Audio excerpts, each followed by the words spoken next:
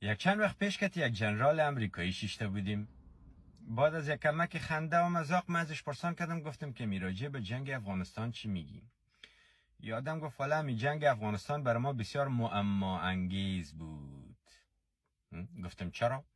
گفت به خاطر که ما در اوج به صفت یک گروه اشغالگر رفته بودیم بیادر اینا را از زمین و آسمان بمبارد میکردیم. فامیدی ولی یک تعداد مردم بود که اون ما را سرش بد میخورد. فامیدی در مقابل ما می جنگیدن با وجودی که قدر امکانات هم نداشتند. فامیدی؟ و گفت یک رقم مردم دیگه بود که وا قراردادی های تخلیه تشناب های ما بودند. فامیدی؟ باز میگم قراردادی هایی که تشناب های ما را تخلیه میکردند، اونا میگفتند که امینایی که میجنگند اینا مهاجر هستند. میگه باز ما ایران میمونم که ایچی رقم مهاجر است. فامیدی که از خاطر یک وطن جنگ میکنه که از خودش نیست.